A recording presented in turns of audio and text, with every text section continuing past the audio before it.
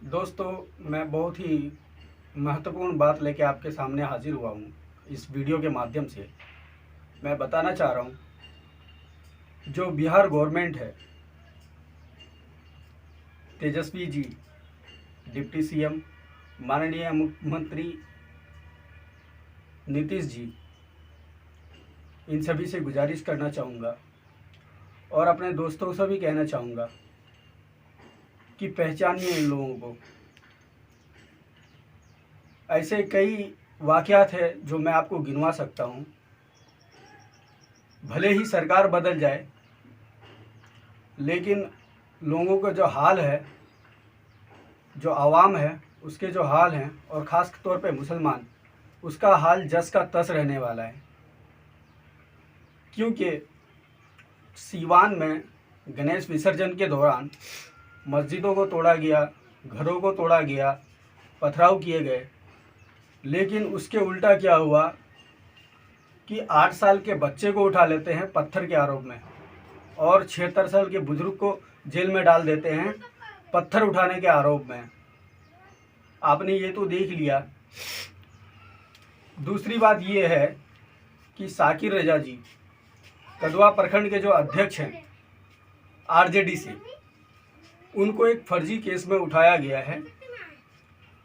आज 1 अक्टूबर को शायद उठाया गया है।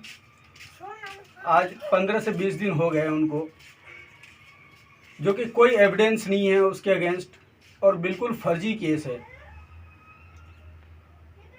और तेजस्वी जी कहीं दिखाई नहीं दे रहे हैं, बिल्कुल ही चुप हैं। और साकिर रजा जी के जो समर्थक हैं, वो भी कहीं ना कहीं सोशल प्लेटफॉर्म पे आवाज़ नहीं उठा रहे हैं। आखिर क्या कारण है साकिर को उठाने का, एक मुखिया प्रतिनिधि को उठाने का कारण क्या है कि जाजा पंचायत से साकिर रजा जी मुखिया है, और आरजेडी का कदवा प्रखंड से अध्यक्ष भी। उसके बाद भी उसको इस तरह से उठाया जाता है, ना कोई नोटिस, ना ही कुछ। उसको रास्ते चलते उसकी गाड़ी को रोका जाता है और उसको उठा लिया जाता है सोनेली से उठा के सीधा कटिहार उसको जेल भेज दिया जाता है, जो कि ये मानव अधिकार का उल्लंघन है, सीधा सीधा कहा जाए तो। लेकिन सीधा सीधा कहा जाए तो, लेकिन थाना अध्यक्ष जो विजय यादव हैं, सोचो उसने फर्जी केस डलवाने के कितने पैसे लिए होंगे और वो किस तरह से काम कर रहा है। एक प्रतिनिधि को बिना नोटिस दिए शाम में सोनेली से उठाते हैं और सीधे जेल में बंद कर देते हैं। आने के 24 घंटा उसको थाना में रखना चाहिए, लेकिन ऐसा कुछ नहीं किया। किसके इशारे से काम कर रहे हैं? विजय यादव, थाना अध्यक्ष कदवा, ये संघी मिजाज के लोग हैं। यही वजह है कि आपके साथ नाइंसाफ़ी होती है, माइनॉरिटीज लोगों के साथ नाइंसाफ़ी होती है। इसका जीता जागता उदाहरण है। इससे पहले देखा होगा आपने, जब माहिनूर के साथ जो कुछ भी हुआ, रेप और हत्या के बाद उसके परिजनों पे एफआईआर हुआ, उल्टा प्रोटेस्टर पर एफआईआर हुआ, लेकिन इंसाफ नहीं मिला। आखिर क्या वजह है? भले ही सरकार बदल जाए, लेकिन आरएसएस के पुलिस और बीजेपी के उच्च अधिकारी नहीं बदले जाते हैं।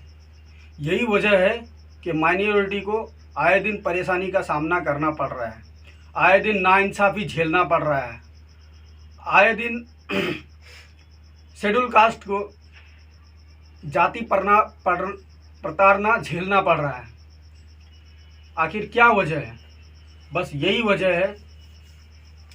इससे पहले खास करके मैं माइनॉरिटी लोगों से कहना चाहूँगा कि सरकार किसी की हो, आपका कुछ नहीं होना। सरकार भले ही बदल जाए, आपकी कुछ बदलाव नहीं होने वाली है। क्योंकि आपने देखा होगा जिस तरह से माहिनूर के परिजनों पे एफआईआर हुआ उल्टा, और जो प्रोटेस्ट कर रहे थे, इंसाफ की मांग कर रहे थे, उस पे हुआ एफआईआर, और आज तक उसके केस का क्या हुआ है कोई पता नहीं। यही वजह है कि जो संघी मिजाज के लोग बैठे हैं उच्च अधिकारी बन के, और बीजेपी के जो उच्च अधिकारी है वह इंसाफ नहीं करते हैं। भले ही सरकार किसी की हो, वह अपने हिसाब से ही काम करते हैं।